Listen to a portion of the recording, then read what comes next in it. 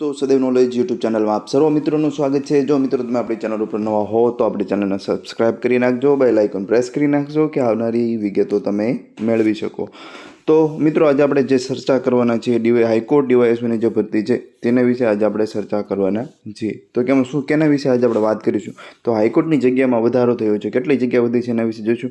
પછી હાઈકોર્ટમાં મેન્સ બાબતે એક જે છે અપડેટ આવેલી છે તેના વિશે જોઈશું। પરીક્ષાની તારીખ આવી ગઈ છે તેના વિશે ચર્ચા કરીશું।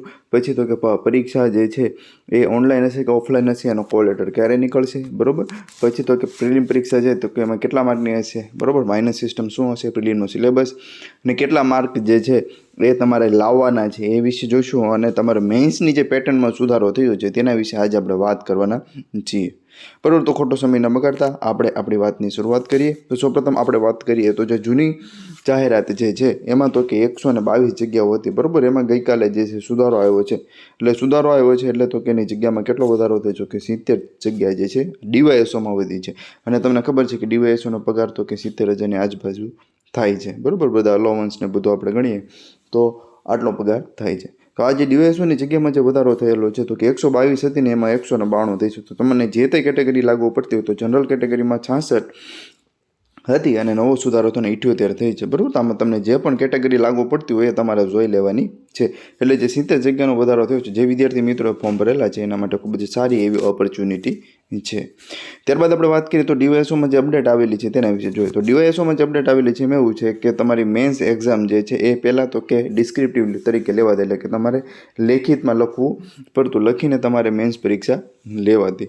તો એ જે પરીક્ષા છે જે મેઇન પરીક્ષા હવે તો કે તમારે MCQ ટાઈપ લેવાય છે, બરાબર। પહેલો સુધારો આ, અને આ જે મેન્સ પરીક્ષા છે કેટલા કલાકની થશે તો કે 3 કલાક તમારી મેન્સ પરીક્ષા જે છે એ લેવામાં આવશે। તો આ જે છે જે વિદ્યાર્થી મિત્રોને ડિસ્ક્રિપ્ટિવ લખવામાં પ્રોબ્લેમ થતો હતો તેવા વિદ્યાર્થી માટે બહુ સારામાં સારી ભરતી કહેવાય, બરાબર। અને પગાર ધોરણ પણ સારું છે, એટલે ડીવાયએસઓની નોકરી થોડુંક વર્કને એવું રહે છે પણ ટૂંકમાં સારામાં સારી જોબ કહેવાય, બરાબર। તો જે વિદ્યાર્થી મિત્રોને હવે ફોર્મ ભરેલા છે તે આંખો બંધ કરીને પ્રિપેરેશન કરવા માંડજો।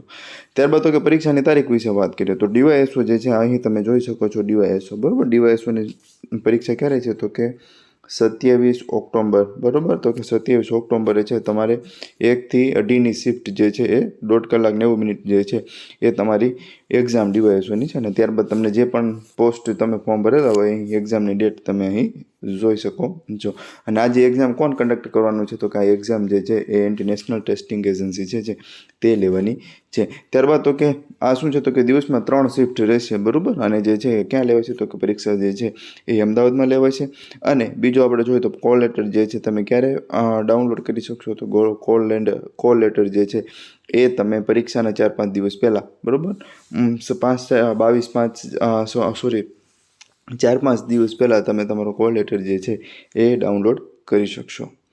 ત્યારબાદ આપણે વાત કરીએ તો ત્યારબાદનો આપણો મુદ્દો છે કે એક્ઝામ પેટર્ન શું છે તો કે એક્ઝામ પેટર્ન તો કે તમારે જે છે એ 100 માર્કનું પેપર છે અને 100 માર્કનું MCQનું છે અને મેન્સનું પણ 100 માર્કનું છે। હવે પ્રિલિમમાં જે 100 માર્કનું પેપર છે એમાં નેગેટિવ સિસ્ટમ કેટલી છે તો કે 0.33 માર્કની છે, બરાબર। કેટલી છે 0.33 માર્કની નેગેટિવ સિસ્ટમ જે છે એ તમને આપવામાં આવેલી છે। અને આ એલિમિનેશન ટેસ્ટ છે, એટલે તો કે આમાં મેરિટ કાંઈ બનશે નહીં, તેના વિશે આપણે આગળ જોઈશું। તો 100 પ્રશ્ન હશે અને પરીક્ષા બહુ જ ઇઝી હોય છે, બરાબર, સાવ સહેલામાં સહેલી હોય છે અને તમે આરામથી જે છે એનો ક્રાઇટેરિયા કવર કરી શકો એવી હોય છે, બરાબર। અને 0.33 માર્ક જે છે માઇનસ હોય છે, બરાબર, અને પ્રશ્નનો 1 માર્ક હોય છે।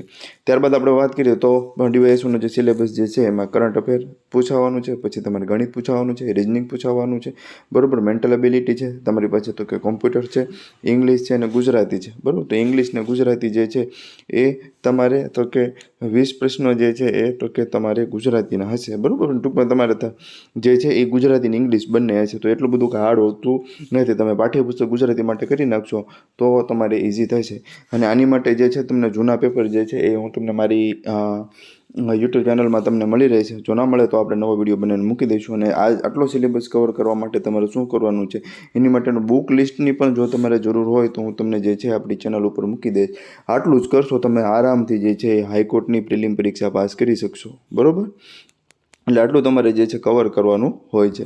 ત્યારબાદ આપણે વાત કરીએ તો તમારે પ્રિલિમમાં કેટલા માર્ક લાવવાના હોય છે. તો જે વિદ્યાર્થી મિત્રો કેટેગરીમાંથી આવે છે તેવા વિદ્યાર્થી મિત્રો જો 45 અથવા તો 45 કરતાં વધારે માર્ક હોય તો તેવા વિદ્યાર્થી મિત્રો જે છે એ પ્રિલિમ પરીક્ષા પાસ થયેલી ગણે છે અને તેવા વિદ્યાર્થી મિત્રોને મેન્સ પરીક્ષા દેવા બોલાવવામાં આવશે. અને જે લોકો ઓબીસીમાં આવે જનરલમાં આવે છે, બરાબર, જનરલમાં આવે છે તેવા વિદ્યાર્થી મિત્રોને 50 અથવા તેના કરતાં વધારે માર્ક લાવેલા હોવા જોઈએ. ત્યારબાદ આપણે મેન્સના જે છે મેન્સમાં તો કે તમારે શું આવશે તો કે મેન્સમાં તમારે જનરલ ઇંગ્લિશ અને જનરલ નોલેજ આવશે તો 50-50 માર્કનું હશે.